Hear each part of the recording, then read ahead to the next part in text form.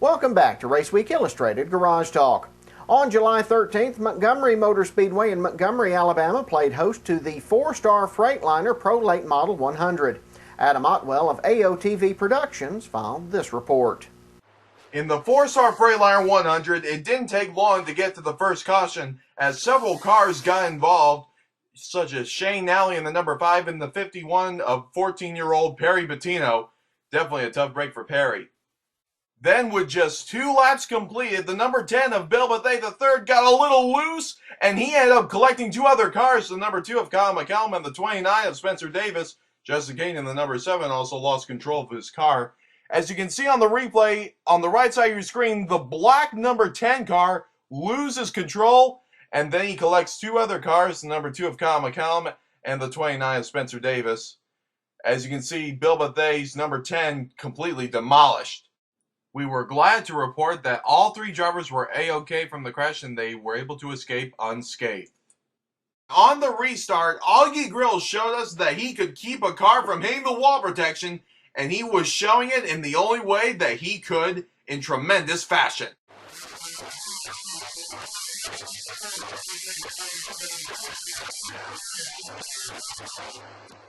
As Augie Grill was in the pits, Justin South in the 43 pitted as well, thinking that he had a tire going down, later described as a misjudgment. So Augie and Justin would have to work their way through the field to get back on top.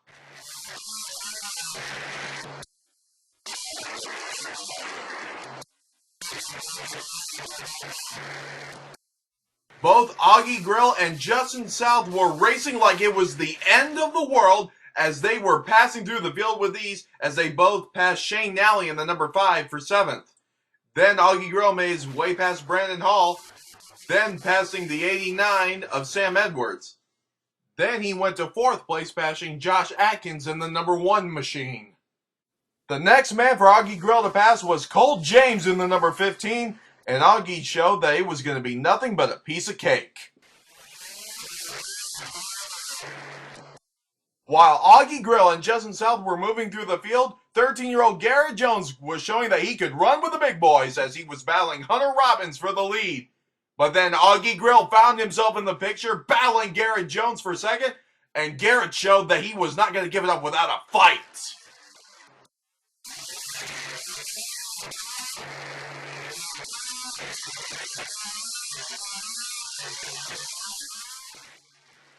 Garrett Jones was definitely giving Augie Grill a fight, showing that he could run with all the big boys.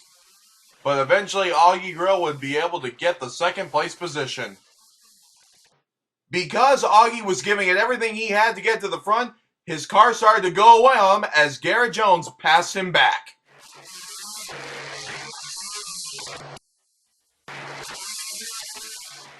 Things would only get worse for Augie Grill as Justin South in the number 43 passed him for 3rd. And it was smooth sailing for Hunter Robbins since lap number 3 as he dominated the race, taking the checkered flag. Congratulations, Hunter. Yeah, we had a great car. I mean, I was really worried there at the end. I really thought there might have been another caution, but with all the cautions we had at the beginning, I guess that wiped everybody out. So, that was going to wreck. So, had a great car. I mean, we haven't been very good here this year, like we usually are, and finally got back on something that works, and we killed him tonight. So, is there anyone you'd like to thank? Yeah, I mean, I can't thank Ronnie Sanders enough and what he's done for me over the past year, and then believing in me and not giving up. And I mean, we got plenty of people that help us: Hedman Hessers and Veterans Oil, Robbie White Engines. It all came together for us tonight.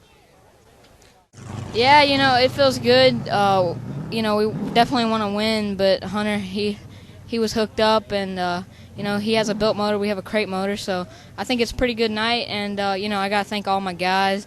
David and Aaron and Elliot and Jared and my dad, my grandparents, everybody. It's a good night. And Nelson Specialties, they helped out with all the wiring in this car.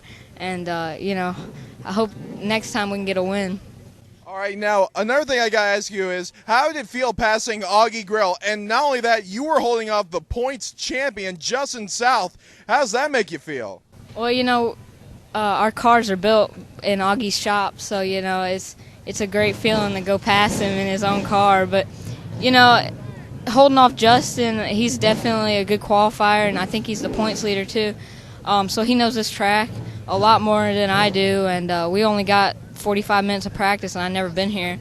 And then we qualified 5th, so all in all, it's been a great night, and all my guys built one heck of a piece. We thought we had a flat, and it was just bad information on my part.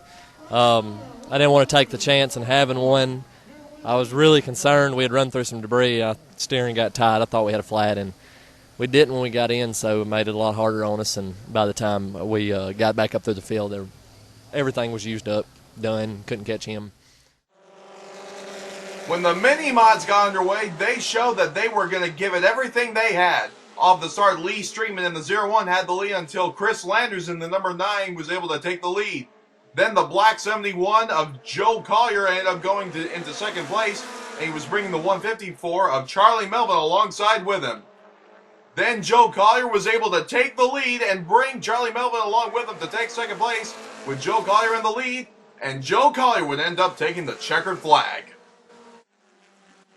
The Buzz division also showed that they weren't going to be overlooked, as Matthew Robbins in the 36 had the lead until Joshua Wood in the 21 took the lead, and it was an easy victory for Joshua Wood, taking the checkered flag.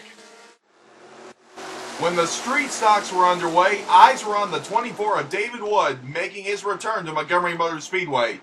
And off the start, when he came into turn number 4, he lost control of his car, and around he went.